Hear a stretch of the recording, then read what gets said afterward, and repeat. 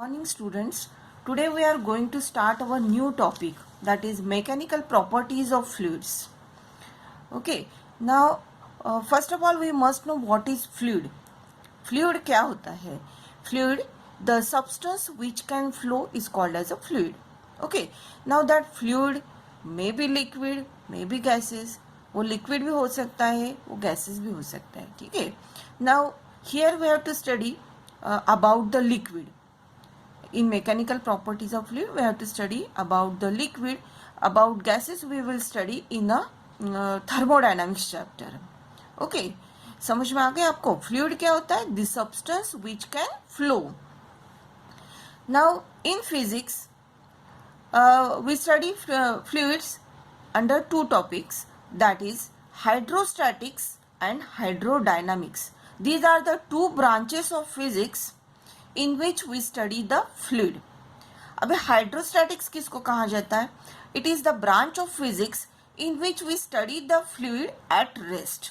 अगर एक टैंक है, इसमें वाटर या जो भी लिक्विड है वो रेस्ट पोजीशन में है और उसकी प्रॉपर्टी स्टडी करना है, that we study under hydrostatics. Okay, now what is hydrodynamics? Hydrodynamics it is the branch of physics in which we study the fluid in motion. अगर ये पाइप है, इसमें से फ्लूइड जा रहा है, ठीक है, और उसके प्रॉपर्टीज अगर स्टडी करना है, then we study under the hydrodynamics. Okay, now ये जो भी फ्लूइड है we consider it is the ideal fluid consider करना है. तो अभी आइडियल फ्लूइड कंसीडर करना है, तो आइडियल फ्लूइड किसको बोलते हैं वो पहले अपन देखेंगे. नाउ सी, आइडियल फ्लूइड की कुछ प्रॉपर्टीज है.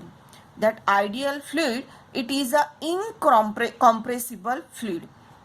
अभी इनकॉम्प्रेसिबल फ्लूइड क्या होता है?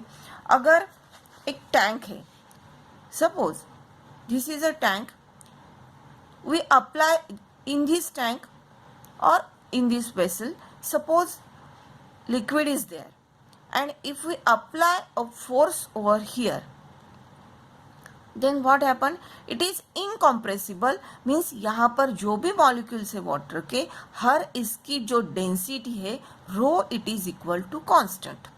All of you know density means mass upon volume.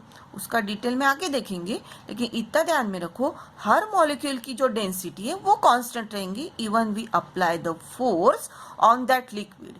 Means that liquid is a incompressible fluid.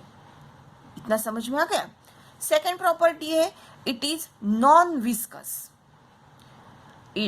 Third one, its flow is steady, irrotational, no turbulence occurs.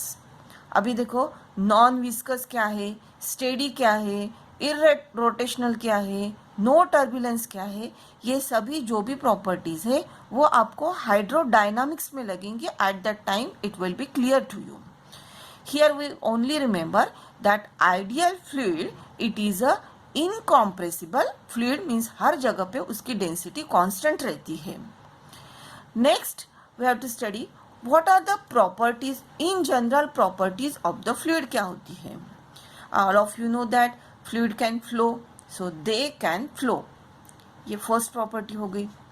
Then they do not have a definite shape.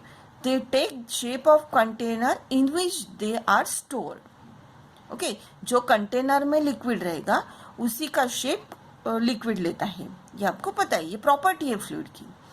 Next one, they do not oppose deformation like solids, they get permanently deformed. अभी इसका मतलब आपको समझ में आना चाहिए. They do not oppose deformation.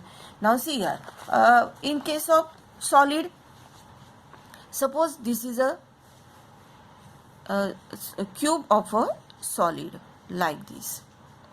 On this cube, if we apply force, what happened? If the force is applied on a solid, that it does not deform, means it does not change its shape.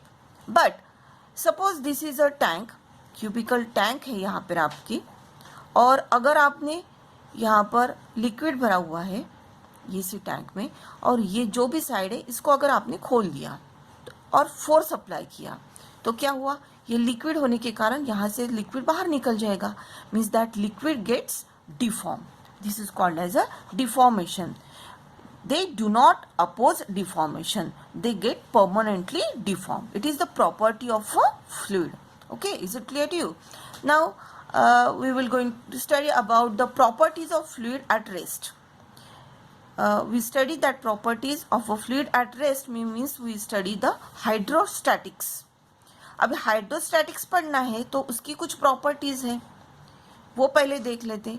That first property is about the pressure. अब pressure क्या होता है?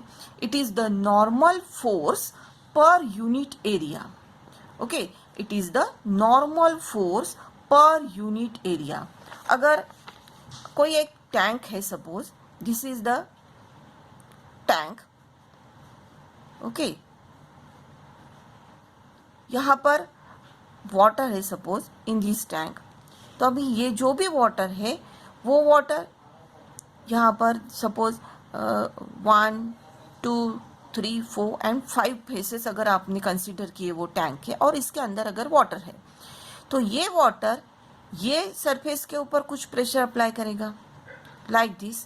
Means that force is nothing but the perpendicular force which is applied on this area. समझ में आ गया? This is nothing but the pressure. So pressure it is equal to perpendicular force upon area. अभी इसका unit देख लेते हैं. क्या है यूनिट? फोर्स का यूनिट है न्यूटन, एरिया का यूनिट है metre square. Okay, so the unit of pressure is newton per metre square. ये newton per metre square, 1 newton per metre square it is nothing but 1 pascal. Pascal is, यही unit को pascal भी कहा जाता है. Means pressure का unit newton metre square और pascal. Another unit it is bar. तो अभी ये 1 बार और ये न्यूटन पर मीटर स्क्वायर में रिलेशन क्या है? 1 bar it is equal to 10⁵ newton per metre square. उसका अनदर यूनिट है टॉर. ये डिफरेंट यूनिट्स है, न्यूमेरिकल्स में इसका यूज है. Okay, now we find out the dimensions of the pressure. How will you find out the dimensions of the pressure? Now see here. Pressure का आपको formula पता है F अपॉन A. ओके, उसका unit पड़ता है newton per metre square. अभी 1 newton it is nothing but kg metre square. kg metre per second square. Okay, upon metre square. ये metre, 1 metre cancel हो गया, क्या बचता है? kg. ये सेकेंड स्क्वायर नीचे आ गया, मीटर सेकेंड स्क्वायर. ठीक है, ये समझ में आ गया आपको? Then the dimensions of the pressure, how will you write down that? ये जो भी मीटर है L -1, उसके बाद T -2 हो जाएगा, और ये kg है तो kg के लिए metre to the power 1. So the dimensions of the pressure are L -1 M1 T -2. Then another property, that is pressure is a scalar quantity. Scalar quantity means we consider only the magnitude. We cannot consider the direction of this quantity. So pressure is a scalar quantity. Is it clear to you? Then 1 bar it is equal to 10⁵ Newton per meter square. 1 hectopascal it is equal to 100 pascal. ये numerical में काम में आएगा. Now we will see what is the second property of the pressure. We will first of all we take one example of this.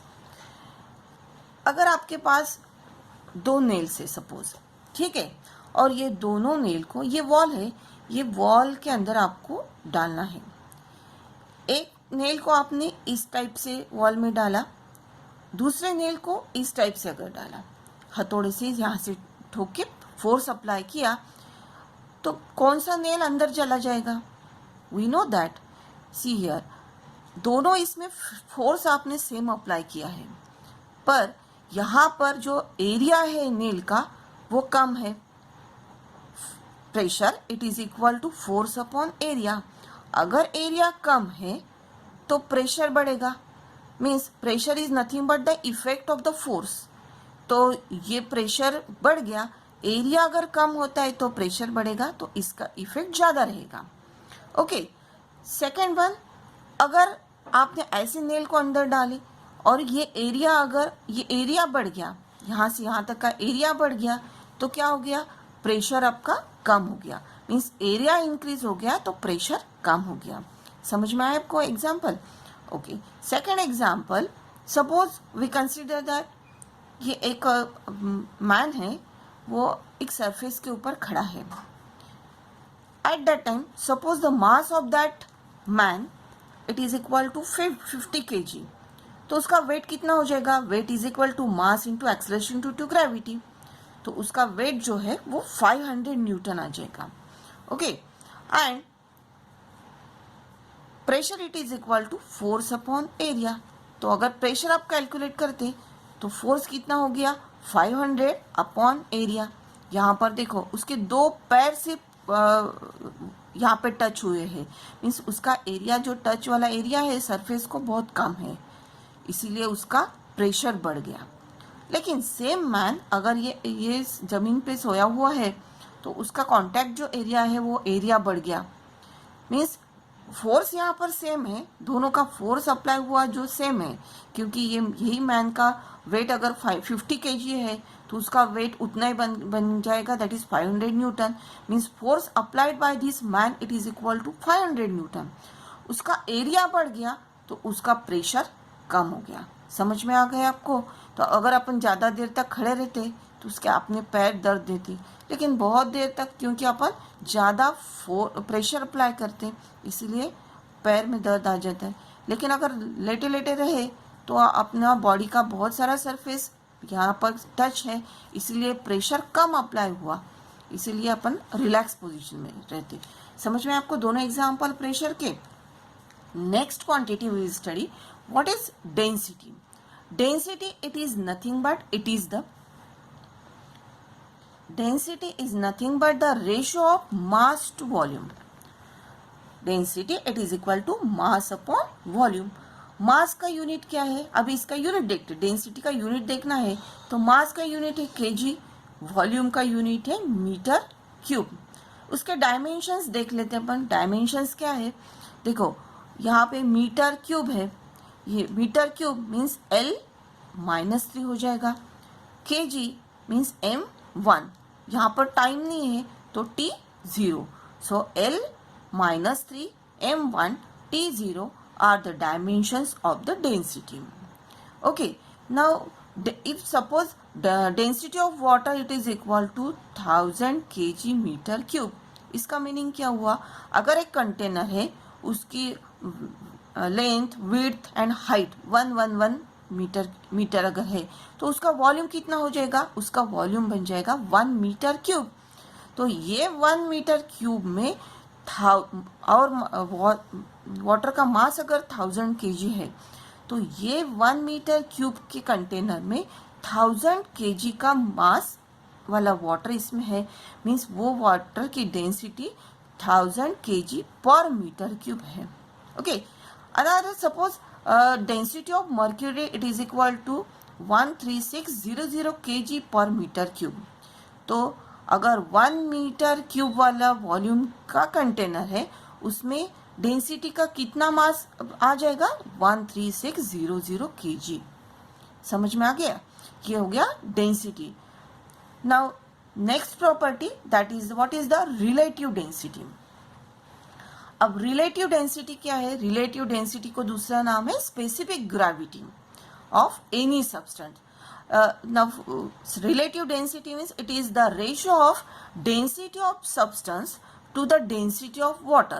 ये water standard substance है, जो substance का आपको density find out करना है, that density of substance upon density of water, that ratio gives the relative density.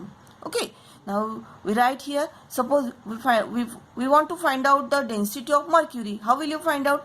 Relative density of mercury, it is equal to density of mercury upon density of water. Okay, suppose density of mercury, it is equal to 13600 and density of water, it is equal to 1000. तो ये 0 cancel हो गए. Density कितनी, relative density of mercury कितना हो जाएगा? 13.6. Means mercury is 13.6 times heavier than water. ये जो मर्क्यूरी यहाँ पर यूनिट नहीं रहेगा, रिलेटिव डेंसिटी को यूनिट नहीं रहेगा, because it is the ratio of density of substance upon density of water. It is the ratio of two densities. So relative density have no unit. यहाँ पर 13.6 means mercury is 13.6 times heavier than water. Okay, thank you. In the next class we will study what is the pressure due to liquid column. Okay, thank you.